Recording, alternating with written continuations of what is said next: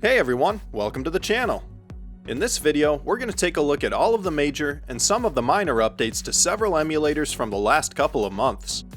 As usual, I'll just be sticking to emulators for relatively modern consoles, and I'm only focusing on the main releases for each emulator, rather than early access or custom builds. There's a ton of progress to cover as always, so if you notice that I forgot something important, be sure to leave a comment below so that it doesn't get missed. You can find links to all of these emulators and their Patreon pages in the description below if you want to check out any of these projects or help support the developers. I've also made a couple of videos looking at the improvements to both Xenia and Cxbx-Reloaded since my last big recap, so be sure to check those out if you want a very thorough look at the progress both of those emulators have made in the last several months. And if you enjoy this video, be sure to get subscribed to my channel so that you don't miss any future emulation updates. And with that out of the way, let's jump in. This time around, we'll start things off with the PlayStation 2 emulator PCSX2, which has seen a few big changes in its development builds. In an effort to modernize the emulator and make the codebase easier to maintain, support for SSE 2 and 3 has been dropped, and the minimum version of SSE required for this emulator has been raised to 4.1.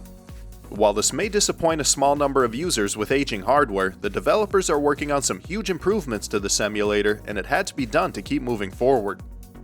In the meantime, an update which improves the way that files are ordered in folder memory cards has fixed saving in all of the GTA games, as well as DDRMAX and potentially other games while using this type of memory card. Several game fixes were added as well, which get rid of the random black frames in K1 World Grand Prix 2006 and allow the Japanese version of Energy Air Force Aim Strike to get in-game. These patches also fixed the black and white vehicle previews in Monaco Grand Prix and a glitch in Rogue Galaxy Director's Cut that could cause players to get launched out of bounds in Mina. Some improvements to input have resolved an issue where the analog sticks would duplicate the D-pad input in certain games like Warriors of Might and Magic, allowing you to move your character once again. The Twisted Metal Black online public beta can now initialize the network adapter and be played after an update which improves TXRX FIFO reads and writes. If your games are taking up a ton of space, then you'll be happy to know that CHD support was added to PCSX2 at the end of March. Not only are CHDs smaller than ISOs due to being more compressed, but they're also much more manageable than separate bin and queue files. Another huge improvement was the implementation of IPC support, which opens up a lot of opportunities for third-party applications. One really cool example of this is Kami, a mouse injection program created by Jun, who has contributed to multiple emulation projects in the past. Kami currently only works with Ratchet and Clank 3 and Ratchet Deadlocked's multiplayer mode, but you can expect the list of supported games to grow over time. Kami also supports a handful of PlayStation 3 games such as Tools of Destruction, Red Dead Redemption, and the Killzone series. However, the PlayStation 3 emulator RPCS3 does not have IPC support just yet, so Kami doesn't currently work with the main version of this emulator. IPC support should be coming to RPCS3 soon though, so keep an eye out for that in the near future. Speaking of RPCS3, this PlayStation 3 emulator has seen its fair share of improvements in the last couple of months as well. March got off to a bit of a rough start, with lead graphics developer KD11 being put out of commission by COVID, but thankfully he's made a full recovery and he's been making a few preparations for some major improvements to the Surface cache that we'll hopefully see within the next month or two. These preparations include some refactoring, along with some improvements to render dock debugging, which should make solving graphical bugs a bit easier in the future.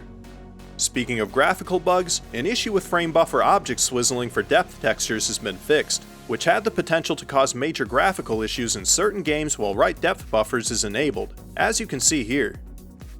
An uncommon rounding issue has also been handled properly, resolving the missing graphics in Project Diva F. Moving along from the graphical improvements, fans of the Skylanders games will be happy to know that the emulated Skylanders portal has been updated to the Traptanium version, which is compatible with all of the Skylanders games. If you didn't already know, the PlayStation 4 game Until Dawn had a prototype for the PlayStation 3, and it can now be played on RPCS3 if you can get your hands on it, thanks to a patch made by Illusion. Another big change to this emulator was the addition of in-game native user selection, which allows for data from a second player to be saved in games like Little Big Planet and Scott Pilgrim vs. the World. The ability to set users via the command line was also added, which is convenient for those who use a front end like Launchbox or Playknight for their games. A setting was also added to the Advanced tab so that users can toggle the pre-compilation of PPU modules. While gameplay will be interrupted to compile these modules as needed, this is helpful if you just want to jump into a game instead of waiting for modules to compile, especially with games like Metal Gear Solid 4 where it can take over an hour to pre-compile everything depending on your CPU.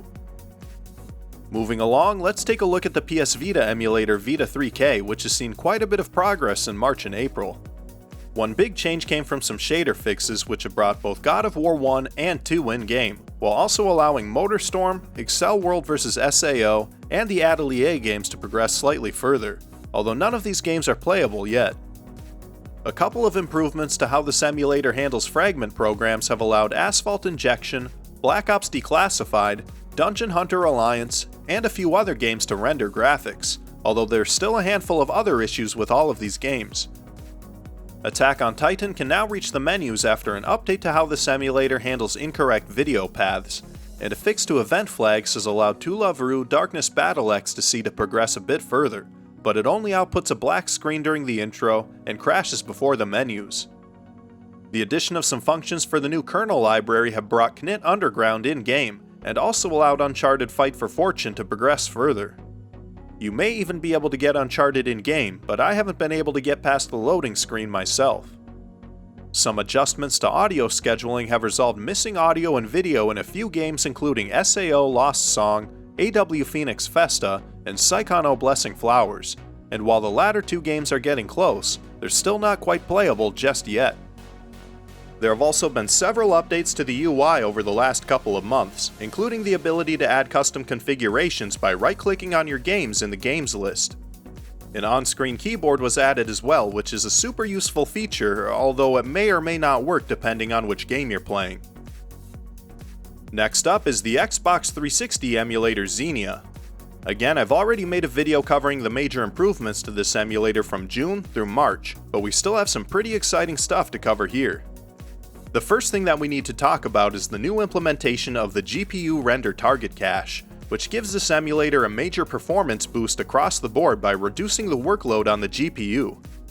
This emulator is still very GPU intensive, but as you can see, this change gives games like Red Dead Redemption, Project Gotham Racing, and Banjo-Kazooie Nuts and Bolts a massive improvement to performance. Another major addition to Xenia is the option to upscale games to 3 times their original resolution. Just like with upscaling to twice the resolution, this may cause issues in some games, but many games upscale great and look better than ever. Of course, this does impact performance quite a bit, even with the render target cache update, so some games are still best run at lower resolutions, even on high-end hardware. Resolution scaling also now works on the non-ROV path, allowing users of AMD GPUs to finally take advantage of this feature as well. In fact, the non-ROV path also now performs better than ROV in most cases, so it's now set as the default even for NVIDIA GPUs. There are still a few games like the Skate and Gears of War series which benefit from ROV though, so I recommend toggling this option in the config file if you have an NVIDIA GPU and you're experiencing issues. In addition to these massive improvements, there were a handful of game fixes in the last couple of months as well. An update to memory allocation has allowed the NBA Live games to progress further, and most if not all of them are now quite playable. Sonic and Sega All-Stars Racing now boots to the menu on the master build after some XAM functions were stubbed, and although it still crashes at the menu on the master build, it does go in-game on Canary. Speaking of Canary, there were also a couple of patches added which improve the upscaling in Gears of War 3, and some cheats have been added for Red Dead Redemption, along with a patch which resolves the flickering grass by removing it altogether. The patching system is an awesome addition to this emulator, and I recommend checking out my tutorial on how to use it if you want to take advantage of these patches yourself. The recent cache and resolution scaling improvements have also been merged into Xenia Canary, so you can get all of those benefits regardless of which version of the emulator you're using.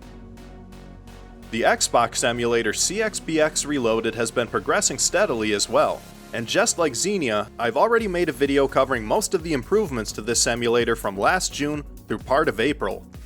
Just about every major update is covered in that video, so definitely check that out, but there have also been a few changes worth noting since I've published it.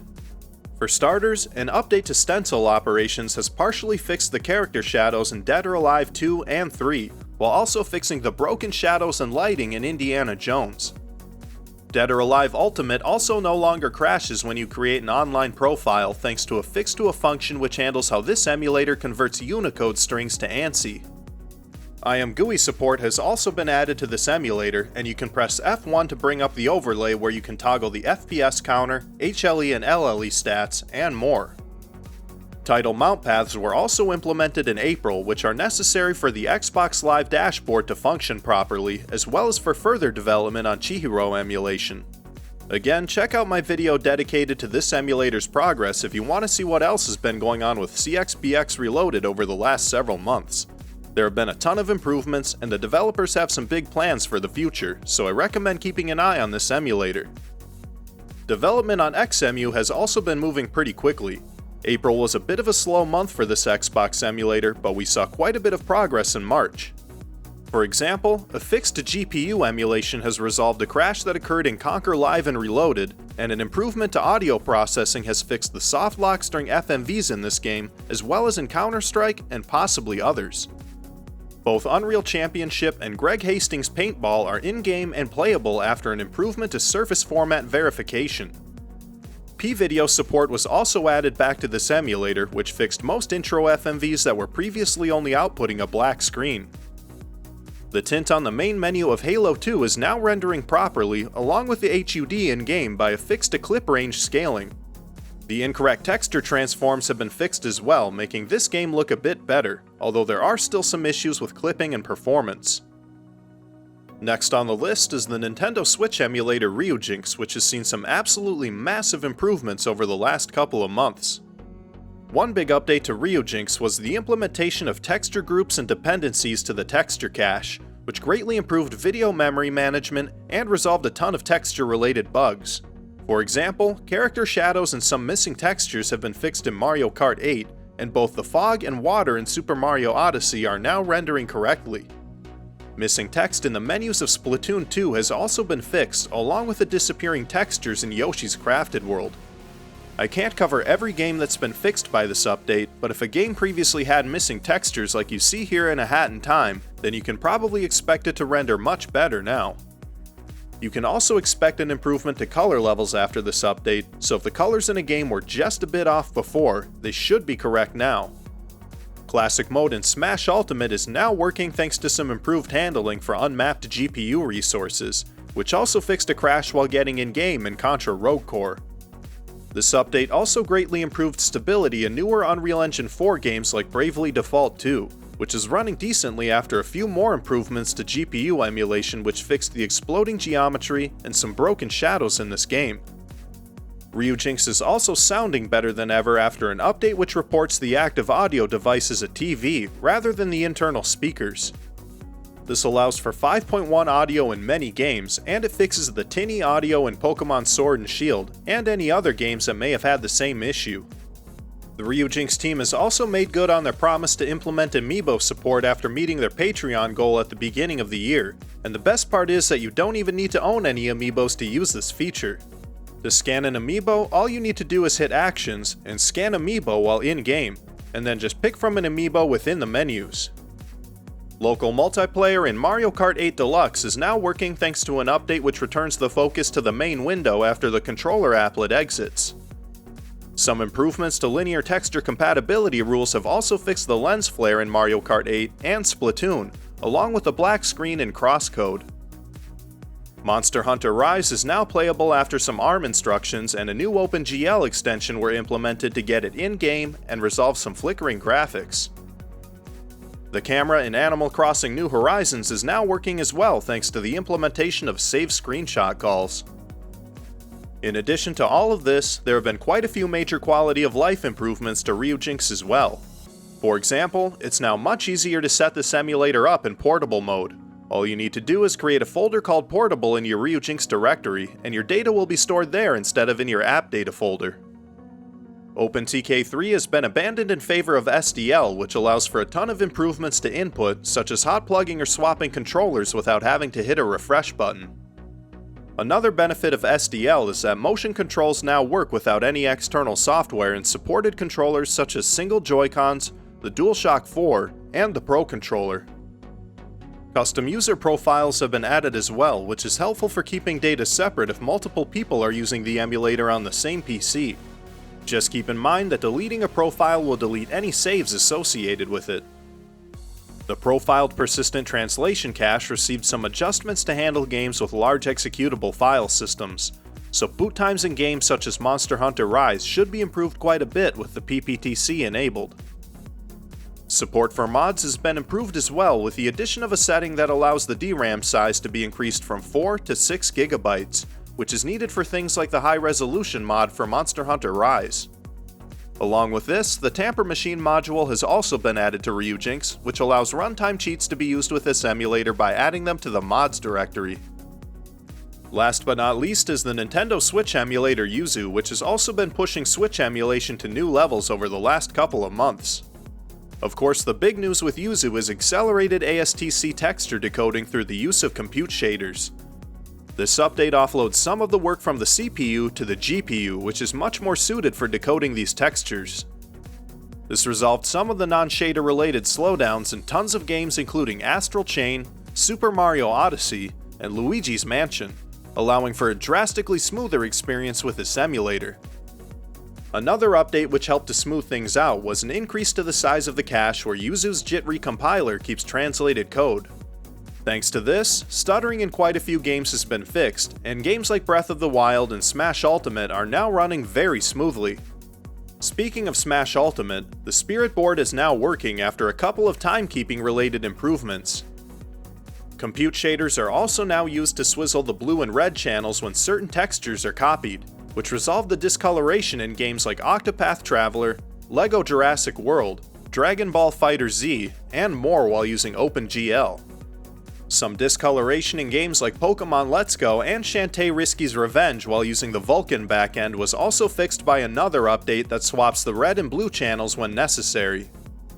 Just like with Ryujinx, the controller applet has also been fixed in Yuzu, making the local multiplayer modes of Mario Kart 8 Deluxe fully accessible. A memory leak that was affecting a few games such as Pokemon Sword and Shield and Splatoon 2 has been fixed by some changes to dummy threads, so performance in these games should no longer decrease over a long period of time. A fix for a regression that was introduced after the initial release of the Vulkan buffer cache rewrite has improved performance in Animal Crossing and potentially other games while using the Vulkan backend. Some further improvements to the system clock have fixed the boot crash in Super Kirby Clash, Yokoi Watch, and the demos for Pokemon Let's Go and Sword and Shield. Another huge improvement to Yuzu was the addition of an on-screen keyboard and native error applet overlays. This eliminates the need for a save file in order to play Monster Hunter Generations and Dark Souls Remastered, and it also allows for errors such as the YCOM error in Pokemon Sword and Shield to be bypassed in-game without stopping the emulator. And that should cover just about all of the major updates to these emulators from March and April. Again, if you have anything to add to the list, be sure to leave a comment below so that it doesn't get missed. And if you enjoyed this video, be sure to get subscribed to my channel for more updates like this. Otherwise, thanks for watching, and I'll catch you in the next one.